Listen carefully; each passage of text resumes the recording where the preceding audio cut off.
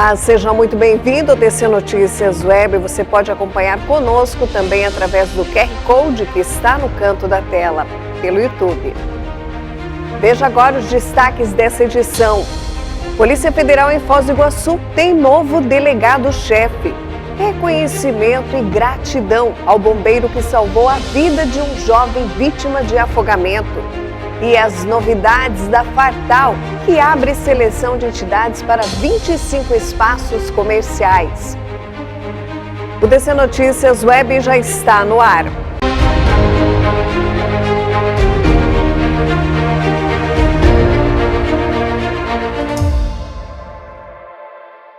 Olá, nós abrimos essa edição do DC Notícias Web falando sobre a troca do delegado da Polícia Federal aqui na fronteira. Marco Schmidt é o novo delegado-chefe de Foz, substituindo Dr. Fábio Tamura, que estava à frente do Departamento da Polícia Federal desde 2021.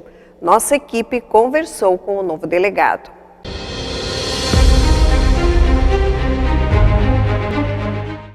E o DC Notícias Web está de volta para falar sobre segurança pública. Foz do Iguaçu está com um novo delegado da Polícia Federal, Marco Schmidt. Ele já trabalhou aqui na fronteira, sabe muito bem como funciona toda essa região, né? Muito obrigada por ter aceito o nosso convite. Muito obrigado, eu que agradeço o convite para poder prestar alguns esclarecimentos, né? Tanto à imprensa quanto à sociedade. Como vai ser a sua atuação agora aqui em Foz do Iguaçu nesse retorno? A minha passagem anterior, eu fui chefe do núcleo de operações aqui em Foz, né? Era responsável pela área operacional. Minha carreira toda é voltada mais para essa área operacional. Então nós pretendemos, né, eu e o meu delegado executivo, pretendemos dar um viés um pouco mais ativo, um pouco mais presente nas operações policiais, tanto nas operações policiais especiais, quanto no dia a dia, né?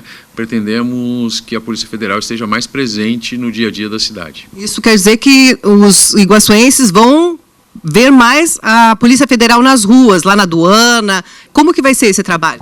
Sim, com certeza, vão ver mais, já estão vendo mais, né? Ali na Ponte Internacional da Amizade, na Ponte Tancredo Neves e também no Parque Nacional do Iguaçu, né? Em toda a sua extensão, na prevenção e no combate tanto aos delitos transnacionais de contrabando, descaminho, tráfico internacional de armas e drogas, como também na proteção do nosso bioma e das nossas espécies ameaçadas que existem hoje no Parque Nacional do Iguaçu, coibindo a caça e o extrativismo ilegais. A Polícia Federal deu um reforço lá no Paraguai nas eleições. Como foi esse trabalho? Na verdade, nós fizemos a parte de imigração, né? Nós, a pedido da Polícia Nacional Paraguaia, nós reforçamos a nossa imigração na ponte para que houvesse uma passagem sem intercorrência dos paraguaios que estavam no Brasil e que queriam votar no seu país de origem. E como é voltar a comandar a maior delegacia da América Latina? É uma grande honra e uma grande responsabilidade, né? Ao mesmo tempo em que se fica muito feliz, se fica um tanto preocupado, porque a Polícia Federal, fundada como na qualidade da prova, na cadeia de custódia e nos resultados, né, aponta que eu tenho obrigação de apresentar esses resultados e num prazo não tão extenso. Então, com bastante trabalho, nós pretendemos fazer jus a esse honroso convite. Quais os desafios que o senhor vai enfrentar aqui? Os desafios de toda a polícia, não só da Polícia Federal, como da Polícia Civil, como da Polícia Militar. A segurança pública nunca vai ter o suficiente. Então, se eu receber mais policiais, se eu receber mais recursos humanos, mais pessoas capacitadas, não será suficiente porque vai aumentar a demanda, nós vamos encontrar outros nichos para trabalhar.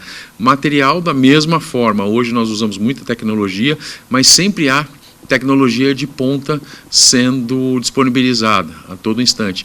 Então, sempre haverá uma carência de pessoal e uma carência de materiais, isso não só para a Polícia Federal, como para todas as polícias.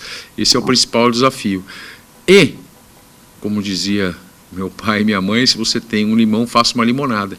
O grande desafio é otimizar e utilizar da forma mais eficiente possível os recursos que nós temos à disposição. Como será o trabalho nas pontes? Como vai ser o trabalho da polícia?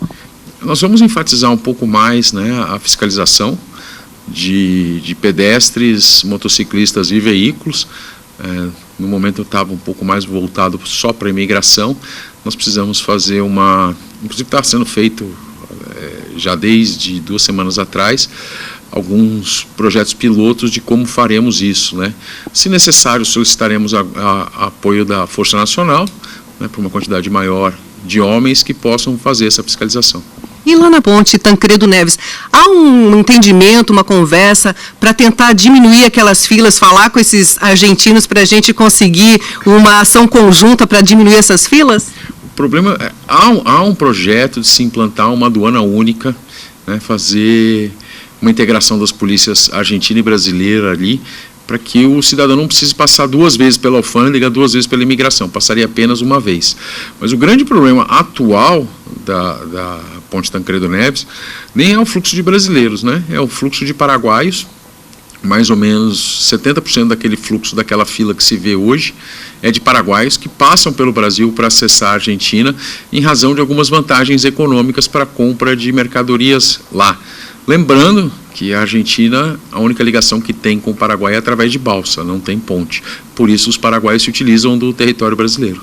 Mas além dos produtos que o senhor falou, também tem o combustível que leva muita gente para lá. Sim, o combustível é uma das mercadorias que vale a pena os paraguaios comprarem lá, além, evidentemente, do brasileiro, né?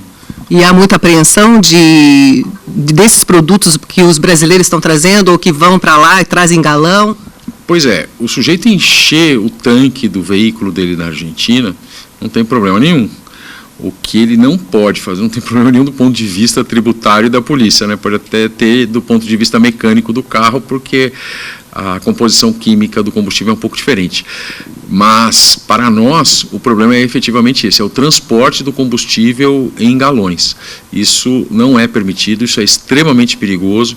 Aqui, salvo engano, nós tivemos um acidente há alguns anos, e na fronteira de Roraima com a Venezuela nós temos acidentes quase semanais com esse tipo de transporte. E o que acontece quando alguém é pego com galão? O correto é que ele seja preso, né, porque é o crime de contrabando. O crime de contrabando ele não admite a aplicação do princípio da insignificância.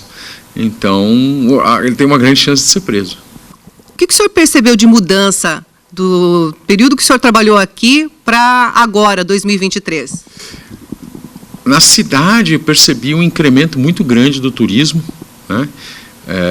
O turismo realmente floresceu em Foz. Hoje em dia se pode dizer que Foz é uma cidade com uma vocação turística realizada, não é mais uma expectativa de cidade turística. Percebi também que houve uma mudança no perfil do criminoso e do produto desse crime, né? Quando eu saí daqui de Foz do Iguaçu, era o auge do contrabando, do descaminho de produtos eletrônicos, né? Laptops, computadores, etc. Isso não mais acontece. Nós temos alguns produtos mais especializados, como material para dentistas, né? Por exemplo, que não existia na época, e muito remédio, suplemento e aquele instrumento, né? Não sei como chamar, que os meninos chamam de pendrive, né? O vapor, que faz um mal desgraçado para a saúde. Então nós tivemos uma mudança na cidade e uma mudança no perfil do crime. E na polícia, o senhor sentiu alguma diferença em relação à atuação? Eu senti a polícia um pouco mais voltada para si mesma, né? Polícia mais organizada, maior, mas um pouco mais tímida. Migração e naturalização cresceu bastante. Como que vai ser esse trabalho da Polícia Federal em relação a esse assunto? A Polícia Federal, por si só, ela não teria capacidade de ampliar a sua capacidade de atendimento aos estrangeiros e até mesmo aos brasileiros que precisam de passaporte ou de migração. Então nós já estamos, né, tratando algumas parcerias, e através dessas parcerias aí sim aumentar a nossa capacidade de atendimento, diminuir o tempo de espera, tanto para o cidadão nacional quanto para o estrangeiro, né, de forma a prestar um serviço mais eficiente. Delegado, tem um posto de fiscalização em Capanema. Ele vai permanecer? O senhor pensa em fechar? Como que vai ser essa atuação? Como que vai ser isso? Essa é uma questão complicada, né? Remonta ao governo Requião, remonta à fechada da estrada do Colono, né? Aquele posto em Capanema, ele foi aberto como sendo a redenção econômica do Sudoeste. Mas nos dias de hoje, passando essa parte histórica, nos dias de hoje o que se tem é que o posto de Santo Antônio do Sudoeste foi aberto pela Receita Federal, foi alfandegado e também foi implantada lá a migração. Então nós fazemos migração por Santo Antônio do Sudoeste e Capanema. Nós vamos fazer uma análise de números, né, como essa implantação é recente, foi em janeiro desse ano, vamos fazer uma análise de números de movimentação de pessoas e cargas, né? Em Capanema não há caminhões, há apenas turistas. Vamos ver se há justificativa ou não para a manutenção desse posto. E se ele for fechado, fica em Santo Antônio do Sudoeste daí? Sim, o Santo Antônio do Sudoeste já está aberto. Se for o caso, aí teria que ser, né, não é a Polícia Federal que fecha aquele posto. Seria uma decisão do Mercosul, porque ele é um posto que está presente no acordo do Mercosul. Então teria que ser uma decisão dos países membros. O senhor pretende lançar um serviço de avaliação dos usuários e que passam ali pela ponte para avaliar o trabalho da polícia? Sim, não só para os migrantes, né, para o pessoal que utiliza a ponte, mesmo para o seu dia a dia, né, muita gente mora no Brasil, trabalha no Paraguai e vice-versa, como também para aqueles que são atendidos pelos nossos serviços. Nós vamos disponibilizar um link para que seja feita a avaliação do serviço que foi prestado, né, como várias empresas privadas já fazem, e pretendemos fazer isso aqui também. Implantamos em Cascavel há cerca de 2 meses. É uma forma da gente, de novo, perseguir a eficiência no serviço. Muito obrigada pela sua participação no DC Notícias. Parabéns pelo trabalho que vocês já desenvolvem. Sucesso para o senhor, boa sorte. Muito obrigado, eu que agradeço.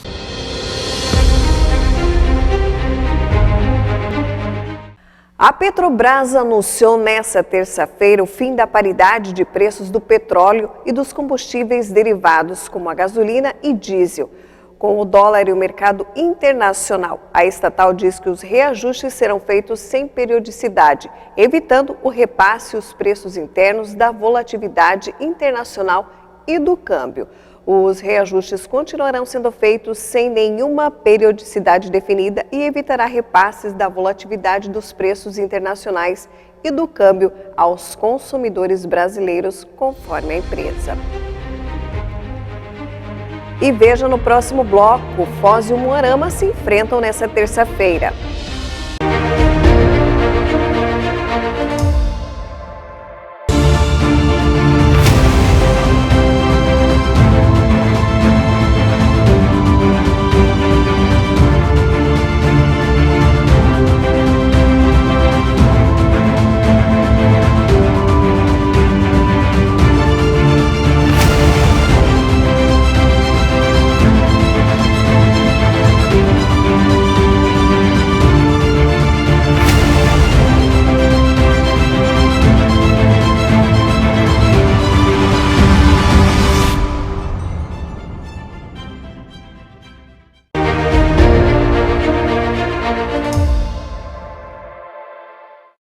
Estamos de volta com o DC Notícias Web, falando que o Foz e o Umuarama se enfrentam nesta terça-feira pelo Clássico Regional.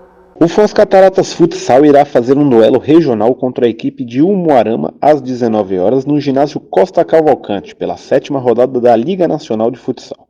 O Azulão da Fronteira está na 10ª posição do torneio, com 3 vitórias, 1 empate e 2 derrotas em 6 jogos. No confronto entre essas duas equipes, o Foz leva a melhor. Em 10 partidas disputadas, foram 6 vitórias do Azulão, 1 empate e 3 vitórias do Umuarama. Jogando sob os seus domínios, o Foz Futsal nunca perdeu para o adversário. Foram 6 partidas com 5 vitórias e 1 empate. Os ingressos antecipados para o jogo custam R$ 15. Já na bilheteria no horário da partida, fica um valor de R$ 30 para empurrar o Azulão da Fronteira em mais um desafio pela Liga Futsal. E agora, falando do IPVA 2023, a Receita Estadual registra o pagamento de 71% dos veículos tributados. O percentual corresponde a mais de 3,2 milhões de veículos. O valor lançado do imposto neste ano é de aproximadamente 6 bilhões para 4,6 milhões de veículos tributados. Já foram recolhidos 4 bilhões de reais. O IPVA é uma das principais fontes de arrecadação tributária do Estado. A inadimplência com o tributo impede a emissão do certificado e licenciamento do registro do veículo, documento de uso obrigatório para a circulação. A ampliação no número de vagas para acolhimento com a proximidade do inverno e a queda nas temperaturas tem sido bastante aqui em Foz do Iguaçu. A Secretaria Municipal de Assistência Social ampliou o número de vagas para acolhimentos de pessoas em situação de rua. Ao todo, serão ofertadas 158 vagas para acolhimento, sendo 50 para o público misto, mulheres, famílias, idosos e migrantes, 90 para o público masculino e 18 vagas para pernoite. As vagas serão distribuídas entre as 3 casas de passagem do município, no Jardim São Paulo, Porto Belo, Jardim Ana Cristina, além da Cáritas Diocesana na paróquia São José Operário, onde serão disponibilizadas 8 vagas para pernoite. Uma homenagem repleta de emoção e gratidão. A Câmara de Vereadores concedeu uma moção de aplauso a um sargento bombeiro que salvou a vida de um jovem vítima de afogamento aqui em Foz do Iguaçu. O 3º sargento do Corpo de Bombeiros, André Luiz, recebeu da Câmara de Vereadores uma moção de aplauso, de autoria do vereador Calito Estóquio. Por mais que a gente entenda que é a função, né, é o trabalho do Corpo de Bombeiros, dos profissionais, essa homenagem é um reconhecimento, né, que a gente entende que eles fizeram a mais. Né, o sargento André, ele fez a mais do seu trabalho. Se a gente conversar com ele, ele vai, dentro de todo o entendimento deles, da humildade deles, falar, não, é só mais um serviço. Não é. É uma vida que foi salva e a gente precisa reconhecer isso. É um reconhecimento, né, pelo serviço. Acho que a gente trabalha, né, para fazer o melhor e é gratificante, né, receber um reconhecimento pelos serviços prestados e pelas atividades. Sempre impulsiona e motiva mais a gente fazer sempre o melhor. A honraria foi entregue em uma solenidade marcada por emoção e gratidão. Familiares, membros da corporação e a família do jovem salvo por ele acompanhou a homenagem. Para mim isso é muito importante, isso é perfeito. É um momento que, nossa, eu esperei tanto, porque ele merece o mundo por mim, porque foi meu anjo da guarda, né? E eu agradeço, tenho a maior gratidão do mundo, que Deus abençoe sempre. E para o pai, ouvi que o pai ficou bastante emocionado, porque essa homenagem a ele é apenas um reconhecimento. O que é ter o filho hoje do lado e poder prestigiar essa pessoa que trouxe a vida do seu filho de volta. Uma emoção muito grande, não tem explicação. A vida é uma coisa muito importante, né? E o pai perder um filho, eu acho que não tem explicação, né? Eu quero agradecer por ele estar aí, nossas vidas, né? Porque sem um filho, sem nosso bebê, não seria só agradecer. A gente não tem muita experiência de falar em televisão, mas é importante, né? Eu acho que valorizaria muito mais o salário que eles têm, seria mais, né? Porque eles pagam dia dão a vida por salvar a vida do próximo. Hoje é só gratidão. Só gratidão a ele e a Deus, né? A gente é muito católico e muito fé. Deus colocou no momento certo. E veja a seguir, Fartal abre 25 espaços comerciais.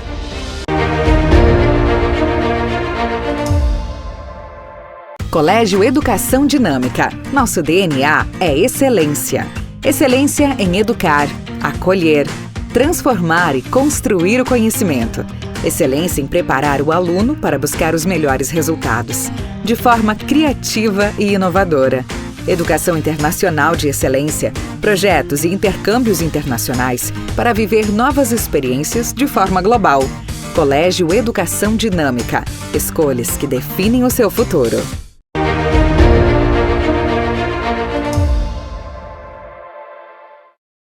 Estamos de volta com o DC Notícias Web para falar que a administração municipal abriu seleção de 25 espaços para exploração comercial por entidades beneficentes sociais durante a programação da 44ª Feira de Artesanato e Alimentos Afartal 2023. Nossa equipe tem mais informações. São 25 espaços para exploração comercial, 17 para entidades assistenciais da cidade e outros 7 estandes serão usados pela Secretaria de Desenvolvimento Comercial, Industrial e Agropecuário e a Secretaria de Direitos Humanos e Relação com a Comunidade. As inscrições devem ser feitas até o dia 19 de maio, sexta-feira, das 8 da manhã à 1h30 da tarde, de forma presencial no protocolo geral do município ou pela internet. A partir da próxima segunda, nós começamos então a movimentação para selecionar, para verificar as entidades, verificar a documentação dessas entidades, está tudo certo.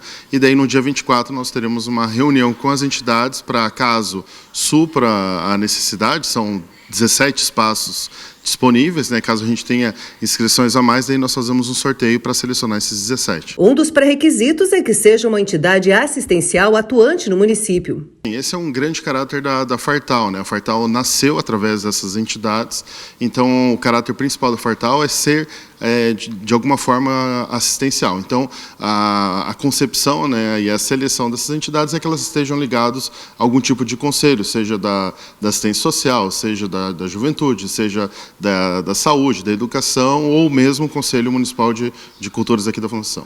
Tudo que a entidade arrecadar então será destinado para o caixa da entidade. A gente sabe, né, as entidades elas vêm passando por dificuldades ao longo desse tempo e esse é o momento que a entidade tem aí para estar reforçando o seu caixa. A organização espera um público de 15 mil pessoas nos 4 dias de comemoração. A novidade este ano será o local onde será realizada a Fartal. Por empecilhos técnicos, né, a gente não consegue fazer no CTG e nós estamos levando então para o Gramadão para realizar a festa, que é um local que comporta muitas pessoas, então nós teremos aí 4 dias de grande festa, né. E qual que é o público esperado ali na Fartal esse ano? Nós esperamos pelo menos 15 mil pessoas dia. E como que vocês vão resolver a questão do estacionamento ali naquela região? Nós sabemos que é uma grande dificuldade, né? Sempre quando nós falamos de grandes eventos, estacionamento é o principal de todos, né?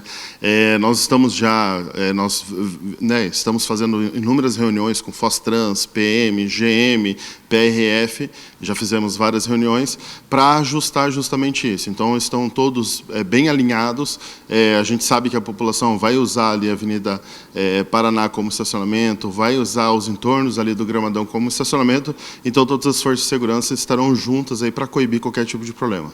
O Corpo de Bombeiros lança uma cartilha informativa de ajuda e orientação para famílias em caso de engasgo com crianças. A Tenente Hansen falou sobre a iniciativa especial para o mês das mães. Pensamos em fazer algo diferente para lembrar dessa data. Visitamos clínicas, maternidades, postos de saúde para levar o conhecimento básico de uma manobra simples, mas fundamental, que pode salvar a vida dos pequenos. Perguntamos a todas as mamães: mamãe, se o teu bebê engasgar, você sabe o que fazer? Isso é muito importante. No ano passado, a Sociedade Brasileira de Pediatria estimou que 242 bebês morreram por engasgamento. E para uma mãe, nada é mais importante do que a vida do seu filho.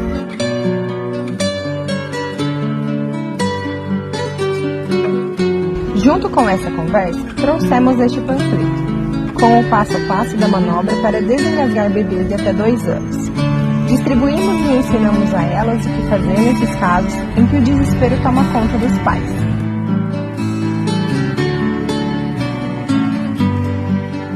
E ainda pensando nas mamães, confeccionamos o panfleto em um papel envernizado. No caso de derramar água ou leite, ele pode ser limpo, seco e continuar a ser usado.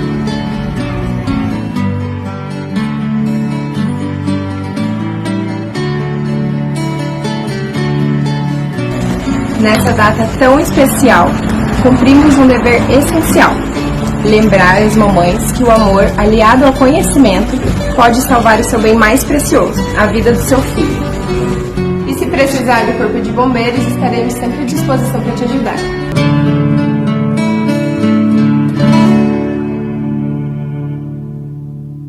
Bacana essa iniciativa do Corpo de Bombeiros no 9º grupamento aqui em Foz do Iguaçu. E assim a gente encerra mais essa edição do DC Notícias Web, agradecendo a sua companhia e pedindo também essa companhia nas nossas redes sociais oficiais. Até amanhã. Tchau.